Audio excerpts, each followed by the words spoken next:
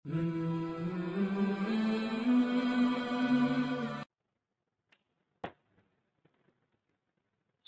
মসজিদের মুসল্লি,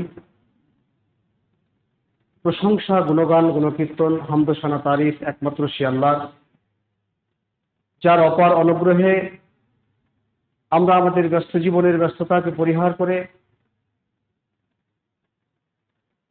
চিত্ত বিনোদনমূলক অনুষ্ঠান থেকে মুখ ফিরিয়ে নিয়ে একনিষ্ঠভাবে কোরআন ও সহিহ সুন্নাহ শোনার লক্ষ্য উদ্দেশ্যে সাথে সাথে আল্লাহ রাব্বুল আলামিনের একটি আদেশ পালনার্থে এক জায়গায় সমবেত হতে পেরেছি। সেই মহান মুনিবের দরবারে শুকরিয়া আদায় করব।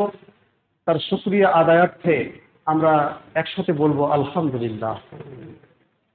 অতঃপর তার প্রেরিত দূত, মানবকুলের শ্রেষ্ঠ মানব, নবিকুল শিরোমণি, বিপ্লবী নেতা আহমদে মুস্তফা মুহাম্মদুর রাসূলুল্লাহ সাল্লাল্লাহু আলাইহি ওয়াসাল্লামের প্রতি সহস্র কোটি দরুদ ও শান্তির ধারা বর্ষিত হোক। আল্লাহুম্মা সাল্লি আলাইহি আল্লাহুম্মা বারিক আলাইহি। ব্রাদারুল ইসলাম, জুমার সময় অতীব সংকীর্ণ ও সংকটময় সময়। আমি ভূমিকা তো রাখবই না, এক্সট্রিম পয়েন্টে সরাসরি আলোচনায় চলে যাব ইনশাআল্লাহ। এবং সংকীর্ণ সময়ে সব কথা বলে শেষ করা যায় না, তবুও মূল্যবান কথাগুলো বলে দেওয়ার চেষ্টা করব। জানি না আল্লাহ রাব্বুল আলামিন আবার কবে নিয়ে আসবেন, সেরকম সময় মিলবে কিনা। এই জন্য যে মসজিদে কোবা এর নাম আমার বন্ধুদের মুখ থেকে শুনেছি। এর আগে আমাকে বলা হয়েছিল বন্ধুদের পক্ষ থেকে যে একবার যেতে হবে, কিন্তু সময় মিলেনি, আল্লাহ তাআলা সুযোগ করে দিলেন, আজকে সুযোগ হয়েছে। তার আগে বলি,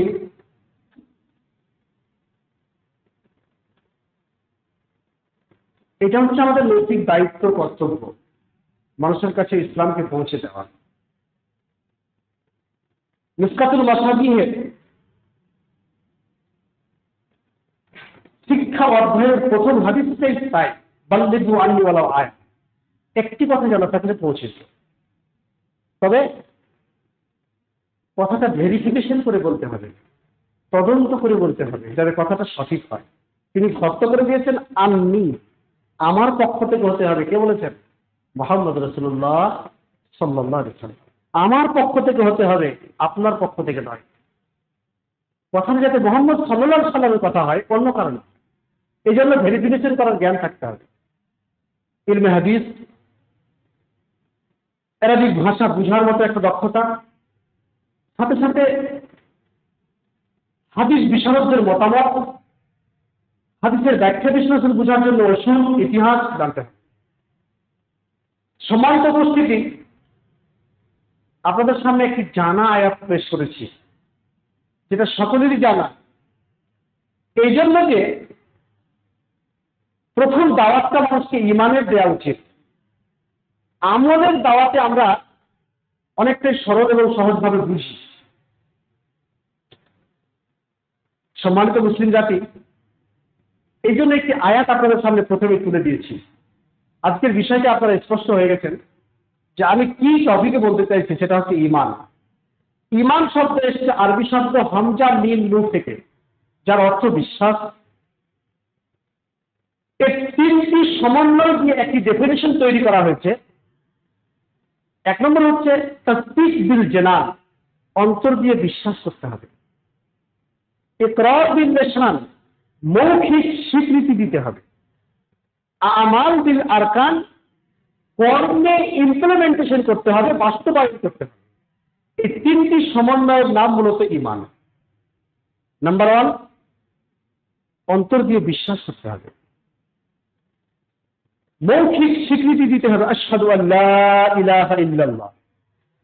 কাজে কিংবা কর্মে বাস্তবায়ন করতে হবে। এই তিনটি সমন্বয়ের নাম হচ্ছে ঈমান। এখন যদি আপনি বলেন যে আমার বিশ্বাস আছে কিন্তু মৌখিক স্বীকৃতি নেই, কর্মে বাস্তবায়ন নেই, আমি কি মুমিন হতে পারবো? যদি বিশ্বাসের নাম ঈমান হতো কিংবা মুমিন হওয়া যেত, তাহলে পৃথিবীতে সবচেয়ে বড় মুমিন হতো ইবলিস শয়তান। এর থেকে বড় মুমিন আর পৃথিবীতে কেউ হতো না। কেন বলেন তো? ও আল্লাহকে ডাইরেক্ট দেখেছি, আর বিশ্বাস বেশি, তার বিশ্বাসে কোনো কনফিউশন নেই, কোনো সন্দেহ নেই, তিনি সরাসরি যেহেতু আল্লাহর সঙ্গে তার কানেকশন, তাহলে পৃথিবীতে সবচেয়ে বড় মমিন হতেন ইবলিস শয়তান। তাহলে অন্তর দিয়ে বিশ্বাসের নাম করে শুধু মমিন হওয়া যায় না। মৌখিক স্বীকৃতি দিয়ে যদি পৃথিবীতে কোনো মানুষ মমিন হতে পারত, কর্মে বাস্তবায়ন না করে, তাহলে মুনাফিকদের চেয়ে, কয়েকদিন শরীরের চেয়ে বড় মমিন আর পৃথিবীতে কেউ হতো না। বারবার এসে রসুলকে বলতেন যে আমি ইমানদার হয়ে গেছি, আমি মুসলমান হয়ে গেছি, কিন্তু ইন্টারনাল ইসলামের শত্রুতা করতেন। তাহলে তিনটি সমন্বয়ের নাম ঈমান: মৌখিক স্বীকৃতি, অন্তরে বিশ্বাস, কর্মে বাস্তবায়ন। সম্মানিত মুসলিম জাতি, তিনটি সমন্বয় দিয়ে মুমিন হওয়া যায়। বিশ্বাস এটা মারাত্মক একটা বিষয়। ঈমান এর বাহাসটা খুব মারাত্মক। আমলের অনুষ্ঠুরি হয়ে যায়, কিংবা আমল এদিক ওদিক হলে নামাজ হয়ে যাবে, কিংবা আমল হয়ে যাবে, কিন্তু মেন টার্গেট যদি ঈমান ঠিক না থাকে, নিয়াত এবং ঈমান যদি আপনার ঠিক না থাকে, তাহলে আমলের ত্রুটিগুলো আপনাকে এবং ঈমানের ত্রুটি হয়তো আপনাকে জাহান্নামে নিয়ে যেতে পারে। একজন মানুষ হেদায়েত পেয়েছেন, সঠিক ধারণা পেয়েছেন মানে এটা হচ্ছে হেদায়েত, একটা রাস্তা পেয়েছেন। আর পৃথিবীর সবচেয়ে দামি সম্পদের নাম হচ্ছে হেদায়েত। পৃথিবীর সবচেয়ে দামি সম্পদ, যেটা সবাই পায় না।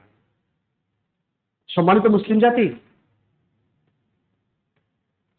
ঈমান এবং হেদায়েত, ঈমান সবারই অন্তরে আসে না।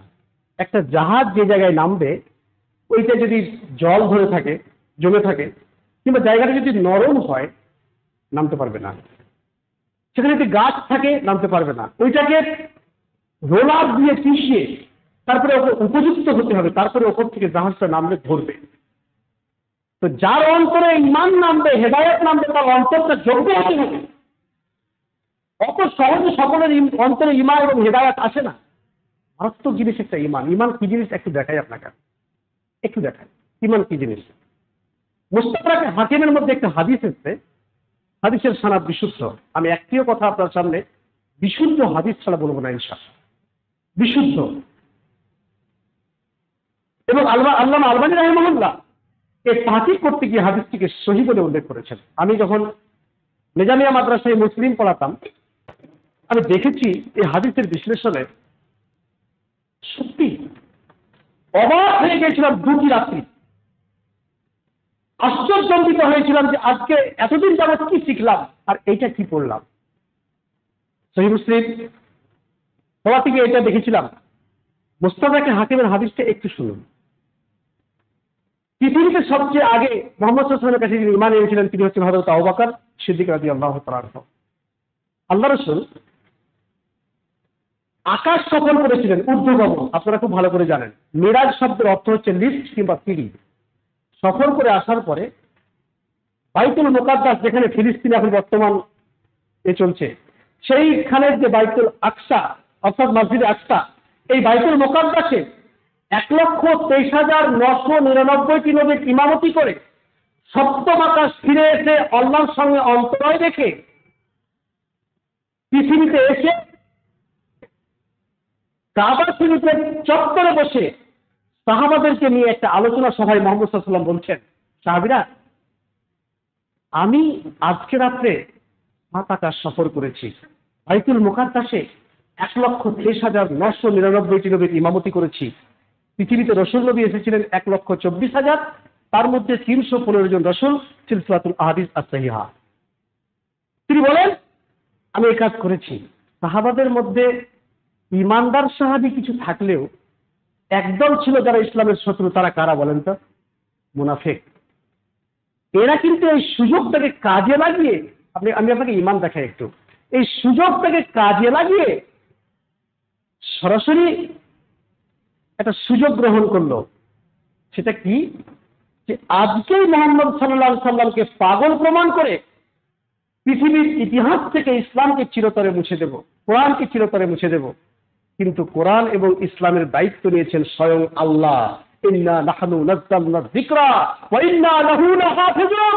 পৃথিবীর মাটিতে কোরআনকে আমি অবতীর্ণ করেছি, এর সংরক্ষণের দায়িত্ব আমি আল্লাহ নিজের হাতে নিয়েছি। পৃথিবীর কোনো মানুষের ক্ষমতা নেই এটাকে মুছে দেওয়া। এই জন্য ভয় পাওয়ার কোনো প্রয়োজন নেই। মাথায় একটা কথা রাখবেন, ইসলামের দায়িত্ব, কোরআনের দায়িত্ব আছে আল্লাহর কাছে। আমরা স্বাভাবিক একটা মানুষ, কিন্তু ইসলামের যারা প্রকৃত অনুসারী তাদের সংখ্যা খুব কম হবে। এটা হাদিসে ইঙ্গিত আছে, পরবর্তী হাদিসে বলছি। হযরত আবু বকর সিদ্দিক রাদিয়াল্লাহু তাআলা আনহু ওই মাজলিসে উপস্থিত নেই, বাড়িতে আছেন। মুনাফিকরা সুযোগ গ্রহণ করে দ্রুত হযরত আবু বকরের বাড়ি গিয়ে রাসূল সাল্লাল্লাহু আলাইহি ওয়াসাল্লামের বিরুদ্ধে পাগল প্রমাণ করার চেষ্টা করছে। কেন? যে তখন তো সায়েন্টিস্টের কোনো যুগ ছিল না। কি করে একটা মানুষ এক রাত্রে এখান থেকে ফিলিস্তিন যাবে, আবার 7 আকাশ ভ্রমণ করবে? এটা কি করে সম্ভব? ইট ইজ ইম্পসিবল না, এটা অসম্ভব। কিভাবে সম্ভব হয় এটা? তাকে আজকেই পাগল প্রমাণ করবো। হযরত আবু বকর উপস্থিত নেই। আমাকে এখানে আপনারা ইমাম নিয়োগ করলেন, আজকে ধরেন, কালকে তুমি দুর্ঘটনা ঘটিয়ে আমি পালিয়ে গেলাম এখান থেকে। চলে যাওয়ার পরে যিনি আমাকে বেশি জোর দিয়ে ইমাম নিয়োগ করেছিলেন আপনারা তাকেই ধরবেন যে আপনি খুব চরিত্রবান দেখে একটা ইমাম নিয়োগ করলেন, তিনি দুর্ঘটনা ঘটালেন কেন? তো মুহাম্মদ সাল্লাল্লাহু আলাইহি ওয়াসাল্লাম আজ এই কথা যে বলছেন, তো সর্বপ্রথম বিশ্বাস এনেছিলেন কে? হযরত আবু বকর সিদ্দিক রাদিয়াল্লাহু তাআলা আনহু। মুনাফিকরা ছুটবে হযরত আবু বকরের বাড়ি, ছুটেই বলছে, আবু বকর হাল বালাগাকুমুল খবর, আপনার কাছে কোনো সংবাদ আছে? আপনি কিছু জানেন? হযরত আবু বকর বলছেন, মা খবরকুম, কিসের সংবাদ? হঠাৎ করে তোমরা আমাকে এসে জিজ্ঞেস করছো, কোনো সংবাদ আছে, কোনো ইনফরমেশন আছে আপনার কাছে? কিসের সংবাদ বলুন দয়া করে। মুনাফিকরা বলছে, আরে আপনি জানেন না, আপনার নবী মুহাম্মদ সাল্লাল্লাহু আলাইহি ওয়াসাল্লাম বলছে যে আজকে রাত্রে তিনি ফিলিস্তিন গেছেন, 1,23,999 নবীর ইমামতি করেছেন, সেখান থেকেই সপ্তম আকাশ ফিরে এসে জান্নাত জাহান্নাম দেখে আজকে রাত্রে এসেছেন। আপনি কি বিশ্বাস করেন? আপনি কি বিশ্বাস করেন? ঈমান দেখেন। হযরত আবু বকর বলছেন, মান কল, মান আখবরা, সংবাদদাতাকে, নিউজদাতাকে, খবরদাতাকে, কে খবর দিয়েছে? এই সংবাদ আপনাদেরকে দিয়েছে কে? বলল কে? মুনাফিকরা বলছেন, ক্বালা রাসূলুল্লাহ সাল্লাল্লাহু আলাইহি ওয়াসাল্লাম মিন ফি। এই কথা অন্য কোনো ব্যক্তি বলেননি, মুহাম্মদ সাল্লাল্লাহু আলাইহি ওয়াসাল্লাম নিজের মুখ থেকে বলেছেন। হ্যাঁ, মুহাম্মদ সাল্লাল্লাহু আলাইহি ওয়াসাল্লাম বলেছেন। হযরত আবু বকর জবাবটা কি দিচ্ছেন শুনুন। হযরত আবু বকর সেইখানে দাঁড়িয়েই বলছেন, ইন কানা ক্বালা যালিকা মুহাম্মাদুন লাকাদ সাদাকা। হে মুহাম্মদ সাল্লাল্লাহু আলাইহি ওয়াসাল্লাম অনুসারীরা শুনে রাখুন, আল্লাহর কসম, আল্লাহর কসম, আল্লাহর শপথ, আমি আজকে শপথ করে বলছি, মুহাম্মদ সাল্লাল্লাহু আলাইহি ওয়াসাল্লাম যদি এই কথা বলে থাকেন, অবশ্যই সত্য বলেছেন, অবশ্যই সত্য বলেছেন, অবশ্যই সত্য বলেছেন। আরবি শব্দ কাদ আবার লাম, দুটোই হচ্ছে খুব জোর দিয়ে কথা বলার শব্দ। তিনি বললেন, শোনো হে মুহাম্মদ সাল্লাল্লাহু আলাইহি ওয়াসাল্লাম অনুসারীরা, যদি এ কথা মুহাম্মদ সাল্লাল্লাহু আলাইহি ওয়াসাল্লাম বলে থাকেন, আমি হযরত আবু বকর বিশ্বাস করি তিনি অবশ্যই সত্য কথা বলেছেন।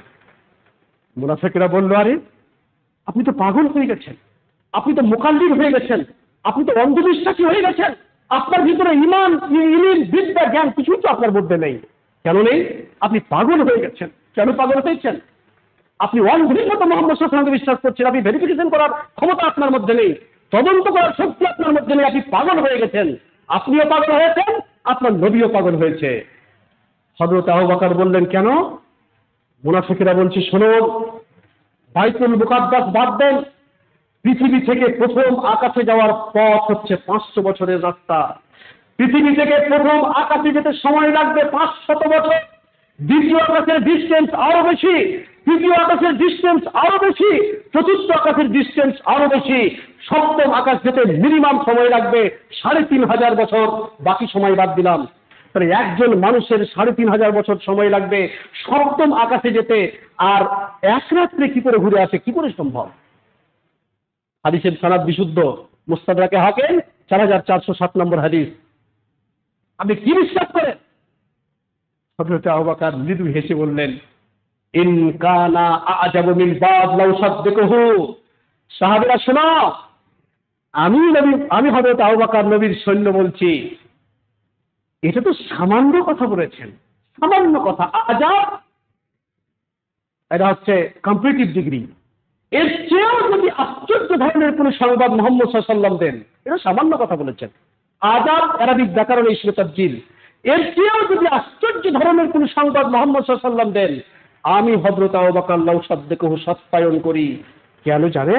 এই জন্য যে লিআন্না আইয়াতিয়া খাবরুস সামায়ে উদওয়াতান ও বকরাতান, মুহাম্মদ সাল্লাল্লাহু আলাইহি ওয়াসাল্লাম আকাশ থেকে সকাল সন্ধ্যা যে ইনফরমেশন জিবরাইল নিয়ে আসেন, এই রাসূল সাল্লাল্লাহু আলাইহি ওয়াসাল্লাম জিবরাইল মারফতে আকাশ থেকে যে সংবাদ আসেন, এই সংবাদ জাতিকে একটিও কথা নিজের স্বার্থ নিজের অন্তঃকরণে স্থান দিয়ে জাতির সামনে উন্মুক্ত করতে পারেন না। এটা আমি দৃঢ় বিশ্বাসী ইনশাআল্লাহ। বলেন কি আপনি বলছেন কি? আমি জানি ছোট্ট থেকে দেখে এসেছি তিনি মিথ্যা বলতে পারেন না। তাছাড়া আকাশ থেকে কোনো সংবাদ, যতক্ষণ পর্যন্ত কোনো ইনফরমেশন আকাশ থেকে জিবরাইল মারফত না আসেন, তিনি জাতির সামনে কোনো কথা উন্মুক্ত করেন না। ইনি হচ্ছেন মুহাম্মদ সাল্লাল্লাহু আলাইহি ওয়াসাল্লাম। সম্মানিত মুসলিম জাতি, আজকে চিন্তা করুন, আমি শুধু একটি জিনিস আপনাকে দেখানোর জন্য এইটাকে নিয়ে আসলাম, হাদিস থেকে জেনে নিয়ে আসলাম। কি জিনিস? ঈমান। ঈমান কি জিনিস দেখুন, ঈমান কি জিনিস দেখুন, যে হযরত আবু বকর সিদ্দিক রাদিয়াল্লাহু তাআলা আনহুর ঈমানটা একটু দেখুন তো, তিনি বিশ্বাসটা কি রাখতে চাইছেন। আজকে যদি আমরা আমাদের সন্তানদের ঈমানমুখী করতে না পারি, আমরা যদি আমাদের সন্তানকে সহিহ আকীদার উপরে নিয়ে আসতে না পারি, আমরা যদি আমাদের সন্তানকে কোরআন এবং সহিহ সুন্নাহ ভিত্তিক জীবন যাপন করাতে না পারি, আমাদের জীবন ব্যর্থতায় পর্যবসিত হবে, সফল হবে বলে আমাদের বিশ্বাস নেই। এই জন্য যে মসজিদ নিয়ে আসতে হবে সন্তানদের, এবং আপনাদের আসতে হবে, কারণ মসজিদই হচ্ছে ঈমান তৈরি করার একটা বড় জায়গা। হযরত ইব্রাহিম আলাইহিস সালাতু ওয়াস সালাম, তার দুটো সন্তান আপনারা জানেন, একজনের নাম ইসমাঈল আলাইহিস সালাম, একজনের নাম ইসহাক আলাইহিস সালাম। ইসহাক আলাইহিস সালাম হচ্ছেন সারার পেট থেকে যে হয়েছিল, তিনি হচ্ছেন ইসহাক আলাইহিস সালাম, আর ইসমাঈল আলাইহিস সালাম হচ্ছেন মা হাজেরার পেট থেকে। এই হাজেরা আলাইহিস সালাম এবং সারা আলাইহিস সালামের পেট থেকে দুইজন বাচ্চা, তিনি হচ্ছেন ইসমাঈল এবং ইসহাক। ইসমাঈল আলাইহিস সালাম লালিত পালিত হচ্ছে কাবা ঘরে, আর ইসহাক আলাইহিস সালাম লালিত পালিত হচ্ছে ফিলিস্তিনের মসজিদে আকসার পাশে। চিন্তা করেন, দুজন সন্তান দুই মসজিদে মানুষ হচ্ছে। পৃথিবীর শ্রেষ্ঠ মসজিদ হচ্ছে বাইতুল কাবা শরীফ, ও পৃথিবীর শ্রেষ্ঠ মসজিদ হচ্ছে আকসা। এই দুই মসজিদের দুইটি সন্তান মানুষ হচ্ছে, আল্লাহর পক্ষ থেকে লালিত পালিত হচ্ছে। এই দুইটি সন্তানের স্বীকৃতি আল্লাহ রাব্বুল আলামিন আরশ আজিম থেকে দিয়ে বলেছিলেন, শোনো, এটা পবিত্র কোরআনে এই ঘটনা লেখা আছে। আল্লাহ রাব্বুল আলামিন বলেছিলেন যে আমি এই দুই নবীর বংশ থেকে যতগুলো নবী আসবে এদেরকে নিয়ে আসবো ইনশাআল্লাহ। আল্লাহ রাব্বুল আলামিন তাই করেছেন। ইসহাক আলাইহিস সালামের নবুয়তি শেষ আসছেন কোথা থেকে? ঈসা আলাইহিস সালাম থেকে নিয়ে। আর আমরা এসেছি মুহাম্মদ সাল্লাল্লাহু আলাইহি ওয়াসাল্লাম হযরত ইসমাঈল আলাইহিস সালাম থেকে নিয়ে লিঙ্ক আছে। চিন্তা করেন, তাহলে তাদের ভিত কোথা থেকে এসছে? মসজিদ থেকে। কোন মসজিদ? একটা কাবা আর একটা হচ্ছে আকসা। এই দুই মসজিদে দুই সন্তান, তাহলে মসজিদ একটা সন্তানের ভিত তৈরি করে দিতে পারে। সম্মানিত মুসলিম জাতি, একটি কথা মাথায় রাখতে হবে, আমাদের ঈমান এর পরীক্ষা কিন্তু খুবই কঠিন। ঈমানের পরীক্ষা কিন্তু খুবই কঠিন। ঈমান না থাকলে 313 জন সৈন্য গজয়ে বদর বিজয় লাভ করতে পারত না। ঈমান না থাকলে যেই প্রেক্ষাপটে মুখ খোলা যেত না, ওপেন ইসলামের দাওয়াত চলতো না।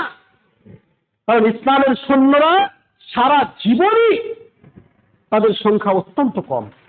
কেন? যেটা হাদিস আছে তো, বাদা আল ইসলাম গরীবান সায়াউদু কামা বাদা ফাতুবা লিল গুরাবা। ইসলামের সূচনা হয়েছিল অল্প সংখ্যক মানুষ দ্বারা, ইসলামের পরিসমাপ্তি ঘটবে অল্প সংখ্যক মানুষ দিয়েই। এই অল্প সংখ্যক মানুষদের জন্য রয়েছে জান্নাতের সুসংবাদ। আমরা জান্নাতি মানুষ ইনশাআল্লাহ। আমরা কোথাকার মানুষ?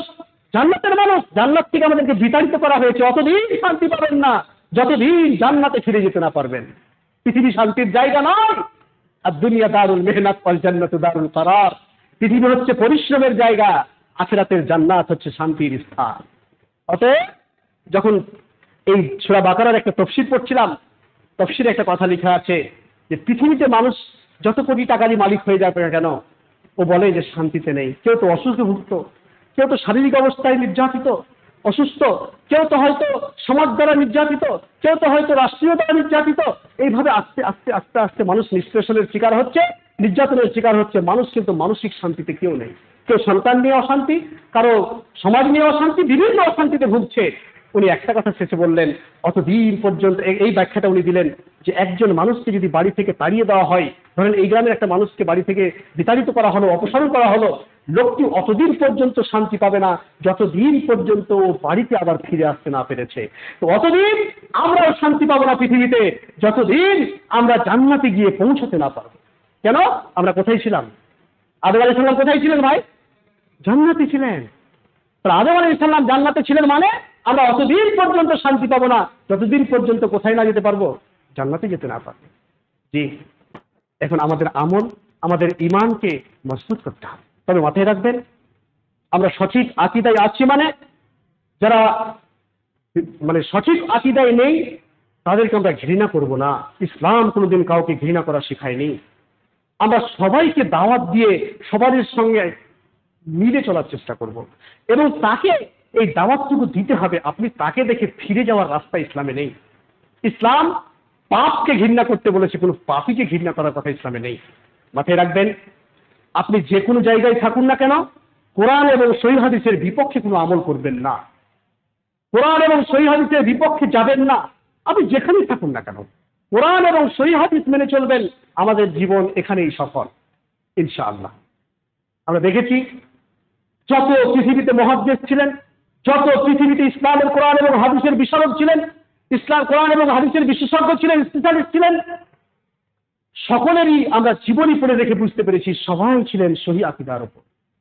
সম্মানিত মুসলিম জাতি, তবে যারা সহিহ আকীদায় নেই আমরা তাদের সঙ্গে কথা বলবো, তাদেরকে দাওয়াত দেব, কারণ আমাদের মেন টার্গেট হচ্ছে দাওয়াত দেওয়া। দূরে ছিটে যাওয়ার রাস্তা নেই, সমালোচনা করে কারো কাছ থেকে পালিয়ে যাওয়ার রাস্তা ইসলাম দেয়নি। ও তো খারাপ, ওর সাথে মিশবো না, এটা ইসলামের কোনো নিয়ম না। ইসলামের নিয়ম হচ্ছে আপনি ওর সাথে মিশুন, কিন্তু তাকে দাওয়াত দেন। আমি আমার জীবনে এমন কোন সংগঠন নেই যে সংগঠনের সঙ্গে মিশে কাজ করেছি। আমি দেখেছি সবচেয়ে উদার সংগঠন হচ্ছে, আমি সবাইকে ভালোবাসি, কিন্তু সবচেয়ে উদার অন্তরের সংগঠন হচ্ছে সহিহ আকীদার সংগঠন। কেন? যদি কোন সহিহ হাদিস তাকে দেখাতে পারেন, কোরআন দেখাতে পারেন যে আমল সে করছে আজকেই ছেড়ে দেবে। এটা হচ্ছে মানুষ, এটা হচ্ছে নিয়ম। আমাদের স্বার্থকে ভিতরে রাখতে হবে না। পেতে হবে কি ভাই? উদ্দেশ্যটা কি? জান্নাত পেতে হবে আর জাহান্নাম থেকে বাঁচতে হবে। এটাই কাজ আমাদের, অন্য কিছু কাজ নেই। এবার জাহান্নাম থেকে বাঁচতে গিয়ে, জান্নাত পেতে গিয়ে আমার স্বার্থটাকে আগে ধরে রাখতে হবে। মুহাম্মদ সাল্লাল্লাহু আলাইহি ওয়াসাল্লাম থেকে কি আমরা বেশি শরীয়ত বুঝেছি কিনা? মুহাম্মদ সাল্লাল্লাহু আলাইহি ওয়াসাল্লামের সিগনেচার থাকতে হবে আমলে। কেমন? আল্লাহ রাসূল সাল্লাল্লাহু আলাইহি ওয়াসাল্লাম বলেছেন, মান আমিলা আমালান লাইসা আলাইহি আমরুনা ফাহুয়া রাদ। এমন কোন আমল যদি করেন যেটা মুহাম্মদ সাল্লাল্লাহু আলাইহি ওয়াসাল্লামের ইনস্ট্রাকশন নেই, নির্দেশনা নেই, তাহলে সে আমল প্রত্যাখ্যাত, সেটা বর্জনীয়, সেটা অগ্রহণীয়। আপনাকে সিগনেচার হতে হবে। আমরা সেটা দিয়ে করবো, কিন্তু কঠোরভাবে কাউকে ইসলামের দিক থেকে আঘাত করবো। কেন? আল্লাহ রাসূল সাল্লাল্লাহু আলাইহি ওয়াসাল্লাম ব্যক্তিত্ব দিয়ে দাওয়াত দিয়েছেন। কি দিয়ে ভাই? ব্যক্তিত্ব দিয়ে, নিজেকে প্রেজেন্টেশন করে দাওয়াত দিয়েছেন, নিজেকে পেশ করে দাওয়াত দিয়েছেন। নিজের চরিত্রটাকে মানুষের সামনে উপস্থাপন করে ইসলামের চরিত্র এমনই হয় এ কথাই তিনি বুঝাতে চেয়েছেন, আঘাত করে নয়। এখন এখান থেকে মসজিদ থেকে বেরিয়ে দেখছেন একটা লোক বাম দিকে বিড়ি খাচ্ছে, আপনি তাকে বলছেন, ও বিড়ি আপনি খাবেন? আপনার বাপ খেত, দাদা খেত, 14 গোষ্ঠী খেত, বিড়ি খাবেন না তো কি খাবেন? ওই লোকটা দ্বিতীয় দিন আপনার সামনে বিড়িটা খেয়ে ধোঁয়াটা ছাড়বে। আপনাকে তাকে নিয়ে গিয়ে পার্সোনাল বলতে হবে বিড়ির অপকারিতা কি, বিড়ি খেলে ক্ষতি কি, এবং এখানে ইসলামের নির্দেশনাটা কি, তাহলে লোকটা বুঝবে। পিঠে হাত দেওয়ার ধর্ম হচ্ছে ইসলাম, প্রেশার ক্রিয়েট করে মসজিদে নিয়ে আসার ধর্ম ইসলাম। ব্যক্তিত্ব দিয়ে, চরিত্র দিয়ে দাওয়াত দেওয়ার নাম হচ্ছে কি? ইসলাম। আল্লাহ রাসূল সাল্লাল্লাহু আলাইহি ওয়াসাল্লামের ইতিহাস তুলে দেখুন। পৃথিবীর সবচেয়ে অতীতে যত মানুষ এসেছিলেন, বর্তমানে যারা পৃথিবীতে অবস্থান করছে, ভবিষ্যতে যে শ্রেণীর মানুষ কিয়ামত পর্যন্ত আসবে, সবচেয়ে নাম্বার 1 চরিত্র কার ছিলেন ভাই? মুহাম্মদ রাসূলুল্লাহ সাল্লাল্লাহু আলাইহি ওয়াসাল্লাম। আমাকে নম্র হতে হবে। ইসলাম আজকে যেভাবে পেয়েছি, এটা কি ইসলাম ছিল এত সহজে? কত সাহাবাদের ইতিহাস, জীবন চলে গেছে। আপনি বাচ্চাদেরকে সঠিক তথ্য দেন, সঠিকভাবে নিয়ে আসুন। যদি না নিয়ে আসতে পারেন, অশান্তিতে ভুগবেন। আমরা দেখেছি হযরত ওমর রাদিয়াল্লাহু তাআলা আনহুর মতো মানুষ, আল্লাহু আকবার, ইতিহাসে লেখা আছে ওমর রাদিয়াল্লাহু তাআলা আনহুর মতো মানুষ যার জান্নাত কনফার্ম, যার জান্নাতে কোনো সন্দেহ নেই, সেই হযরত ওমর রাদিয়াল্লাহু তাআলা আনহু একটা লিস্ট, আল্লাহ রাসূল মুনাফিক একটা লিস্ট হিজরে রাসূল বলা হয় হুযায়ফা রাদিয়াল্লাহু তাআলা আনহুকে, মানে গোপন তথ্য রাখতেন। তো ওই গোপন তথ্যের একটা লিস্ট আল্লাহ রাসূল হুযায়ফাকে জমা দিলেন, মুনাফিকের লিস্ট। উমর রাদিয়াল্লাহু তাআলা আনহু বুঝতে পেরেছেন যে এটা মুনাফিকের লিস্ট। গভীর রাত্রে হুযায়ফার বাড়িতে গিয়ে দরজায় ঠোকা দিয়ে বলছে, হুযায়ফা, জি আমি হযরত উমর ছিলাম, যে কি বলেন, তোমাকে যে একটা মুনাফিকের লিস্ট জমা দিয়েছেন বিশ্বনবী, ওই লিস্টটুকু শুধু একটু দেখো। আমি তো দেখবো না, তোমাকে দেখাতে নিষেধ করেছে, আমার দেখার প্রয়োজন নেই, তুমি শুধু এতটুকু দেখো যে আমি উমর, আমার মৃত্যু কি মুনাফিকের ওখানে অন্তর্ভুক্ত। সুবহানাল্লাহ। একজন সাহাবী, তৃতীয় খলিফা, তিনি ভয় করছেন যে আমারও নাম কি মুনাফিকের লিস্টে চলে গেল। সাহাবাদের মধ্যে হযরত আবু বকর বলতেন মাঝে মধ্যেই, আল্লাহ রাসূল আপনার কাছে থাকি তখন ঈমানটা চাঙ্গা হয়ে যায়, আবার যখন আপনার কাছ থেকে সরে যায় তখন হচ্ছে ঈমান হারিয়ে যায়। কেমন হচ্ছে এটা? মসজিদকে সবসময় নিয়ে আসো। হযরত উমর মানে কে জানেন?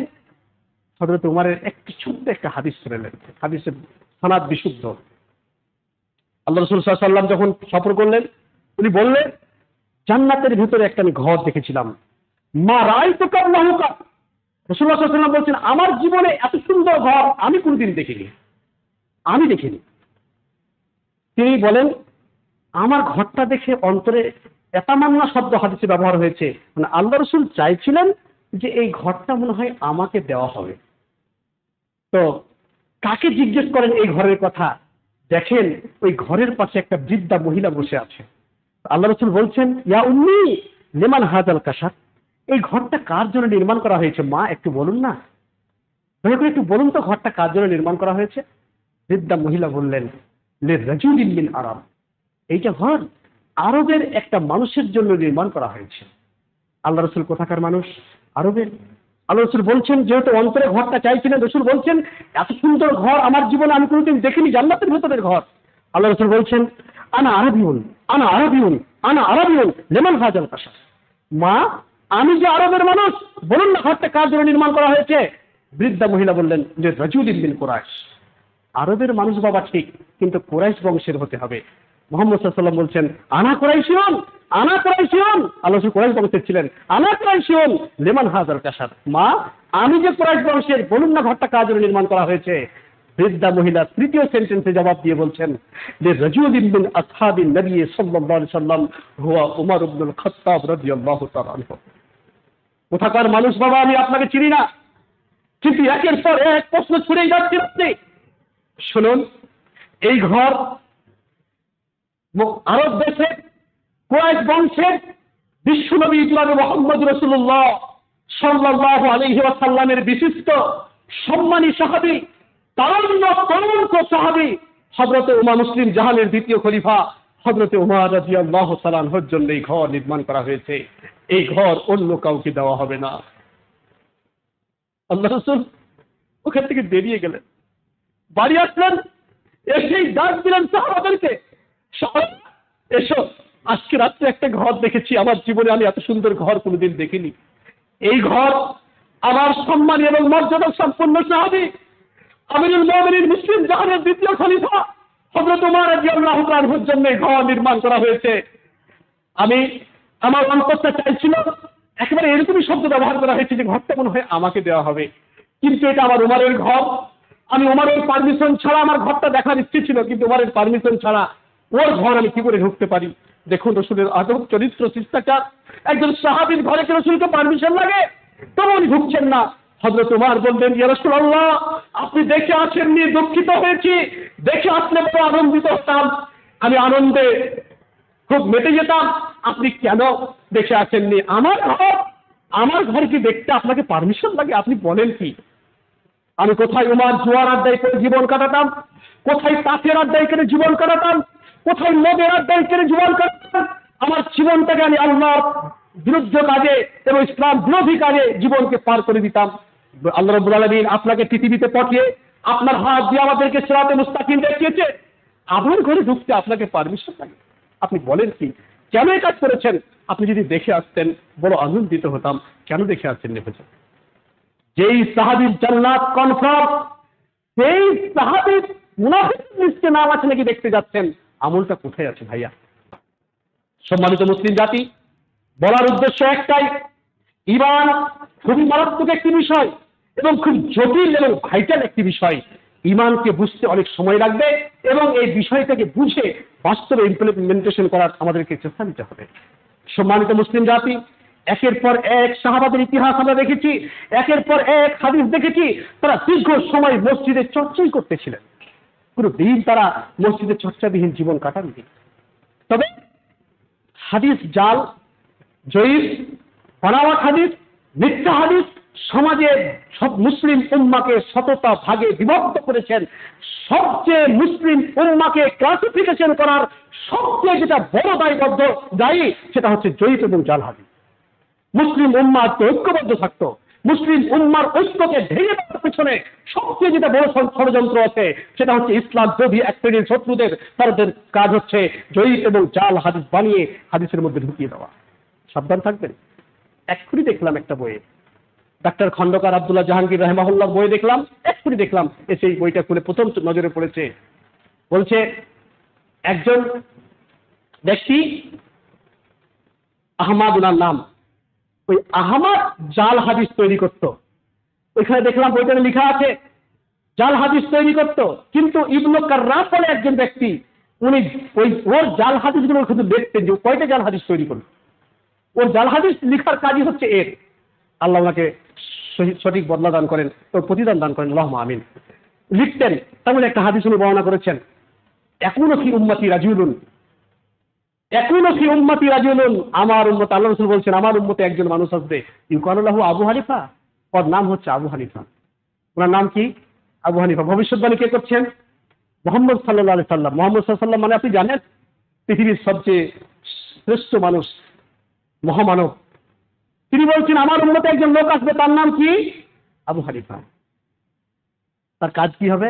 ইউজাদ্দিদু সুন্নতি আলা ইয়াদিহি, আমি মুহাম্মদ সাল্লাল্লাহু আলাইহি সাল্লাম আমার সুন্নাতকে পুনর্জীবিত করবে আল্লাহ রাব্বুল আলামিন আবু হানিফার হাত দিয়ে। মুহাম্মদ সাল্লাল্লাহু আলাইহি সাল্লাম সুন্নাতকে জীবিত করতে পারেননি, তার দ্বারা এই সুন্নাত জীবিত করা সম্ভব হয়নি। সুন্নাত জীবিত করার জন্য আরেকজনকে পাঠাবে। মুহাম্মদ সাল্লাল্লাহু আলাইহি সাল্লাম আসার পরে আর কোনো নবী আসবে পৃথিবীতে? এই ভবিষ্যৎবাণী কখন করলেন? তিনি জাল, জাল মানে বুঝেন তৈরিকৃত, তৈরি করা। এটা মানে ওখানে একটা রাবি কিংবা একটা বর্ণনাকারী দুর্বল কি বলে হাদিসটা দুর্বল, এটা নয়, এটা বাস্তব হাদিস। কত প্রকারের হাদিস আছে আপনি জানেন, দেখেছেন? আজকে যদি ভেরিফিকেশন না হতো, ইসলামের যে ঐক্যতা এবং ইসলামের যে মানে সঠিক একটা রূপ ইসলামের মধ্যে আছে, এটাকে ভেঙে দেওয়ার চেষ্টা করতে। একটা হাদিস আমরা তুলে ধরি, কি করে আমরা সহিহ আকীদা কেন গ্রহণ করতে হচ্ছে আমাদেরকে, একটা জায়গায় আপনারা দেখাই। সিলসিলাতুল আহাদিস আল যায়িফা ওয়াল বাতিলাই, আল্লামা নাসিরুদ্দিন আলবানী রাহিমাহুল্লাহ বিভিন্ন হাদিস গ্রন্থের মধ্যে একটা হাদিস উনি নিয়ে এসেছেন। উনি একটা বই রচনা করেছেন সিলসিলাতুল আহাদিস আল যায়িফা ওয়াল বাতিলা। যত পৃথিবীতে দুর্বল এবং বাতিল হাদিস আছে সবগুলো উনি এক জায়গায় সংকলন করেছেন। আল্লাহ তাকে উত্তম বদলা দান করেন। ওইখানে উনি 31 এবং 32 নম্বর সিরিয়ালে হাদিসটা নিয়ে এসেছেন। কত কত চমৎকার হাদিস দেখেন। সালাসাতুল কাদ ইয়াজিদনাল বাশার, তিনটে জিনিস মানুষের চোখের দৃষ্টি বৃদ্ধি করে। তিন জিনিসের দিকে তাকালে মানুষের চোখের দৃষ্টি কি হয়? বৃদ্ধি হয়। নাম্বার 1 আল খোজারা, সবুজ জিনিস। আমি জানি না সায়েন্টিফিকলি এটা কতটা প্রমাণিত, আমার জানা নেই। সবুজ জিনিসের দিকে তাকালে চোখের দৃষ্টি বৃদ্ধি পায়, এটা শুনেছি আমি অনেক মেডিকেল ডাক্তারদের কাছ থেকে, আমার জানা নেই। একই ধরে নিলাম এটা ঠিক আছে। দ্বিতীয় হচ্ছে আল মাউল জারি, প্রবাহিত নদীর জলের দিকে তাকালে চোখের দৃষ্টি বৃদ্ধি পায়। তৃতীয় নম্বরটা শুনবেন, তৃতীয় নম্বরটা হচ্ছে আর নাজরু ইলা ওয়াজহিল মারআতিল হাসানা। বলেন নাউজুবিল্লাহ, বলেন নাউজুবিল্লাহ। আর নাজরু ইলা ওয়াজহিল মারআতিল হাসানা, সুন্দরী রমণীর চেহারার দিকে তাকালে মানুষের চোখের দৃষ্টি বৃদ্ধি পায়। এটা হাদিস হতে পারে? এটা হাদিস হতে পারে? চিন্তা করেন। আমি বলেছি যে কেউ যদি মসুর ডাল বিক্রি করতে যায় বিক্রেতা, আর 3 কেজি মসুর ডালে 200 গ্রাম পাথর দিয়ে দেয় ছোট ছোট ওই সাইজের, তাহলে বিক্রি হয়ে যাবে। কিন্তু 3 কেজি পাথর কি মসুর ডালের দামে বিক্রি হবে? বলেন। এই হাদিসকে রচনা করতে গিয়ে কত সূক্ষ্ম অবলম্বন করেছে ধ্বংস করার জন্য ইসলামের মূল নীতিগুলোকে। যে এইখানে উনি বলতে চাইছেন যে দুটো জিনিস খোঁজারা মেনে নিলাম, ঠিক আছে, আমার জানা নেই, আমি প্রমাণ করতে কোন দেখিনি, আমার জানা নেই, ভেরিফিকেশনও নেই, কিন্তু আমি বলছি যদি একটা জিনিস সত্য হয় তাহলে এই দুটো জিনিসকে ওখানে ঢুকিয়েছে। আর এইটা কি করে হাদিস হতে পারে? যান, সুন্দরী রমণীর চেহারার দিকে তাকালে মানুষের চোখের দৃষ্টি বৃদ্ধি পায়। যে রাসূল সাল্লাল্লাহু আলাইহি ওয়াসাল্লাম বলেছেন, বান্দার উম্মত শোনো, একবার যদি কোনো মহিলার দিকে চোখের দৃষ্টি পড়ে যায়, দ্বিতীয়বার যাতে ভুল করেও দৃষ্টি না ওঠে। মানে একবার দেখার স্বীকৃতি আছে? নেই। ভুলে পড়ে গেছে, আপনি বের হয়েছেন, চোখে পড়ে গেছে, চোখটাকে সংযত করুন, নিচে নিম্ন করে দিন, দ্বিতীয়বার যাতে আর চোখের নজরটা ওইখানে না উঠে। ওই রাসূল বলবেন যে সুন্দরী রমণীর চেহারার দিকে তাকালে মানুষের চোখের দৃষ্টি বৃদ্ধি পায়, ওই রাসূল বলবেন ওই মুখ দিয়ে। দেখেছেন, মুসলিম উম্মাহকে শতটা ভাগে বিভক্ত করে দেওয়ার জন্য ইসলাম বিরোধী শত্রুরা করে চেষ্টা করেছে, ইসলামের রুটগুলোকে ভেঙে দেওয়ার জন্য, ইসলামের মৌলিকতাকে নষ্ট করার জন্য, ইসলামের অরিজিনালিটিটাকে ভেঙে দেওয়ার জন্য প্রাণপণে চেষ্টা করেছে ইসলামের শত্রুরা। কিন্তু আল্লাহ কোরআনে দায়িত্ব নিয়েছেন, ইন্না নাহনু নাযালনা যিকরা ওয়া ইন্না লাহু লাহাফিজুন। কোরআন পৃথিবীতে আমি অবতীর্ণ করেছি, এর সংরক্ষণের দায়িত্ব আমার কাছে আছে। পৃথিবীতে কোনো দিন ইসলাম মুছে যাবে না, যাবে না, যাবে না। আমরা যা করেছি সেটা করবো ইনশাআল্লাহ। ভাইয়া, সাহাবারা চর্চা করতেন মসজিদে দিন, আপনারাও মসজিদে এসে দিন চর্চা করবেন। একটা হাদিস আপনাদের সামনে তুলি। ইবনুল বার রাহিমাহুল্লাহর একটি বই, জামিউল ইলমি ওয়া বায়ানিহি, এই বইয়ে একটা হাদিস রচনা করেছেন। এই বইয়ে একটা কথা রচনা করা আছে, ওইখানে আবু হুরায়রা রাদিয়াল্লাহু তাআলা হচ্ছে হাদিস বর্ণনাকারী সাহাবাদের মধ্যে সবচেয়ে বেশি হাদিস বর্ণনাকারী সাহাবী, এবং মহিলাদের মধ্যে সবচেয়ে বেশি হাদিস বর্ণনা করেছেন আম্মা জান আয়েশা সিদ্দিকা রাদিয়াল্লাহু তাআলা আনহা, 2210টি।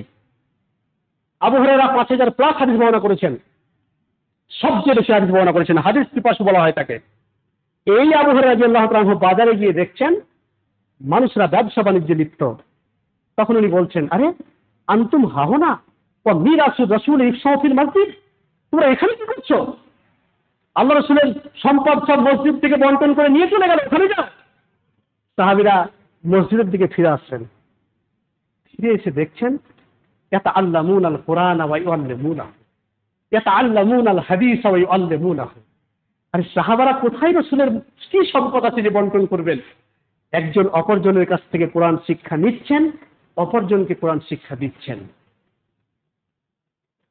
তখন সাহাবীরা কিছুক্ষণ শোনার পরে ফিরে গেলেন। যাওয়ার পরে রাস্তায় আবু হুরায়রার সঙ্গে দেখা।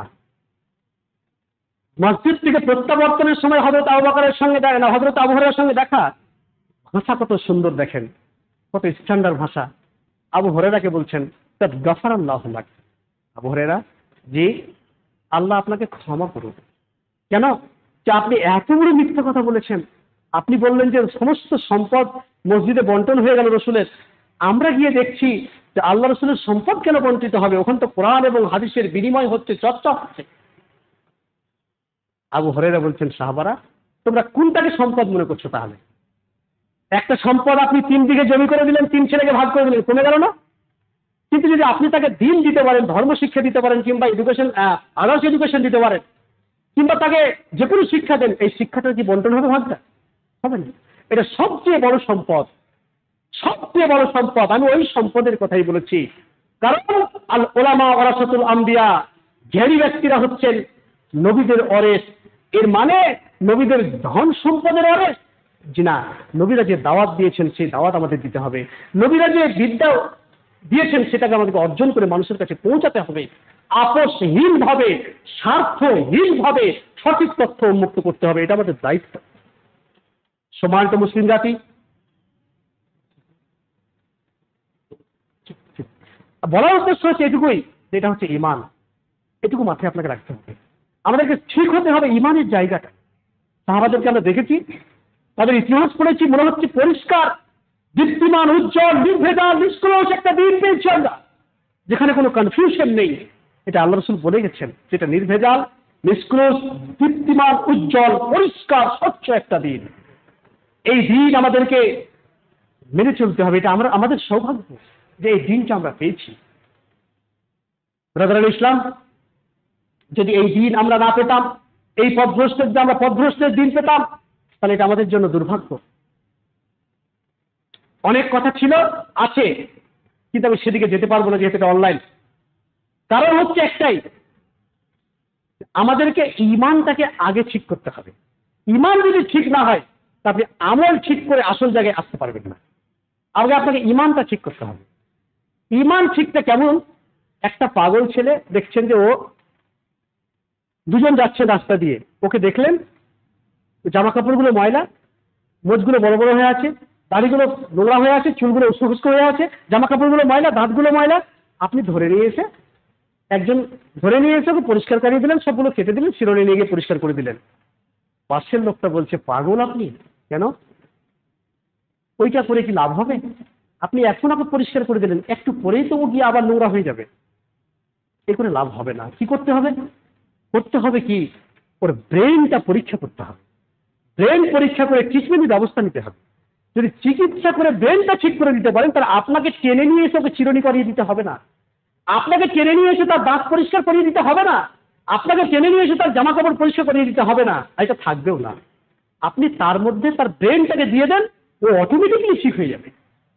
একজনের ভেতরে প্রথম যেটা দাওয়াত দেবেন সেটা হচ্ছে দাওয়াত, শাহাদাতের দাওয়াত এবং ইমানের দাওয়াত। এটা আমাদের সকলের দায়িত্ব। তাকে আগে ইমানটাকে বুঝান। ইমানটা যদি সে বুঝে যায়, তাহলে ইনশাআল্লাহ তার পরবর্তী স্টেপগুলো সে অটোমেটিকলি বুঝে যাবে। তাহলে আমরা দেখেছি আল্লাহ রাসূল সাল্লাল্লাহু আলাইহি সাল্লাম যখন মুআয বিন জাবালকে ইয়ামান পাঠান, তখন কি তিনি বলেছিলেন নামাজের দাওয়াত দিতে, রোজার দাওয়াত দিতে? বলেননি। প্রথমে তাকে বললেন তুমি দাওয়াত দেবে আল্লাহ এবং আল্লাহ রসুলের, যে আল্লাহ এক এবং রসুল সাল্লাল্লাহু আলাইহি ওয়াসাল্লাম যে আল্লাহর প্রেরিত দূত, এটা প্রথম দাওয়াত দেবে, অর্থাৎ কালেমার দাওয়াত দেবে। এই দাওয়াতটুকু আমরা দেব, প্রথমে চেষ্টা করবো এই দাওয়াতটুকু দেওয়া। আমরা চেষ্টা করেছি এই দাওয়াতগুলো দেওয়ার চেষ্টা করতে হবে আমাদেরকে। ইব্রাহিম আলাইহিস সালাম যখন দুইজন সন্তানকে দুই মসজিদে রেখে মানুষ করার চেষ্টা করলেন, তো আপনার আমাদের সন্তানগুলোকে মসজিদে নিয়ে আসতে হবে, মসজিদমুখী করে এখানে দিনের ব্যবস্থা নিতে হবে। আমি অত্যন্ত আনন্দিত, উৎফুল্লিত যে আপনাদের এখানে লাইব্রেরি টাইপের এখানে জায়গা আছে, একটা নতুন মসজিদ। আমি খুবই খুশি, দেখে আমার অন্তর ভরে গেল। সময় পেলে ইনশাআল্লাহ কোনোদিন আবারও আসবো যদি সুযোগ হয়। তবে যেটা দেখে খুব ভালো লাগলো যে মসজিদ কিন্তু টাইলস দিয়ে তৈরি করে নামাজ পড়তে হবে, এটা কিন্তু মসজিদের ডেফিনেশন নয়। মূলত মসজিদকে বই পুস্তক দিয়ে ভরে দিয়ে মসজিদে শিক্ষার ব্যবস্থা করতে হবে, এটা হচ্ছে আমাদের নৈতিক দায়িত্ব। মানুষ যাতে কি করে এটাতে আসে। যাই হোক, সময়ের ইঙ্গিত আমার কাছে আসছে, আমি আর সময় বাড়াচ্ছি না। শেষখানে একটা কথা বলবো, একটা হাদিস বলে দিয়ে আমি শেষ করব। আল্লাহ রাসূল সাল্লাল্লাহু আলাইহি ওয়াসাল্লাম বলেছেন, লাম ইয়াবকা আলা জাহরিল আরদি বাইতু মাদারিন ওয়ালা আবারিন ইল্লা আদখালাল্লাহু কালিমাতাল ইসলাম বিইজ্জ আজিজিন আও জুল্লি জালিল। পৃথিবীর মানুষ শোনো, আল্লাহ রাসূল বলেছেন, পৃথিবীর মানুষ শোনো, পৃথিবীতে একটা কাঁচা ঘর অবশিষ্ট থাকবে না, একটা পাকা ঘর অবশিষ্ট থাকবে না, ইল্লা আদখালাল্লাহু কালিমাতাল ইসলাম, ওই বাড়িতে ইসলামের কালেমা প্রবেশ করাবই করাবো। এটা রসুলের বাণী। আল্লাহ বলেছেন, আল্লাহ করাবেন, অবশ্যই করাবেন। প্রত্যেকটা ঘরে আল্লাহ তাওহীদ পৌঁছে যাবে ইনশাআল্লাহ। আজিজ আও জুল্লি জালিল, হয় সেটাকে সম্মানের সহিত মানুষ মেনে নেবে, আর না হলে অপমানিত হয়ে মানুষ মানবে, কিন্তু মানতে বাধ্য হবে। এটা রসুলের ওয়াদা এবং আল্লাহর ইনস্ট্রাকশন। ওমা আলাইনা ইল্লাল বালাগ ওয়া আলাইকুমুল হিসাব। আল্লাহ রাব্বুল আলামিনের কাছে অবশেষে এতটুকু আমরা প্রার্থনা করি, আমাদেরকে যাতে আল্লাহ তাআলা কবুল করেন। আল্লাহ আমাদের মধ্যে যারা অসুস্থ তাদেরকে যাতে আরোগ্য দান করেন। আমাদের মধ্যে যারা কবরে চলে গেছেন তাদের কবরের শাস্তি আল্লাহ তাআলা যাতে মাফ করেন। সবশেষে একটাই দোয়া, আল্লাহ তোমার কাছে তোমার বান্দা হিসেবে আমাদেরকে কবুল করো, যাতে করে তোমার দিন আমরা সঠিকভাবে বুঝতে পারি, বুঝাতে পারি। এটুকু রেখে আজকের মতো বক্তব্য পরিসমাপ্তি এখানে ঘটাচ্ছি। ওমা আলাইনা ইল্লাল বালাগ ওয়া আলাইকুমুল হিসাব।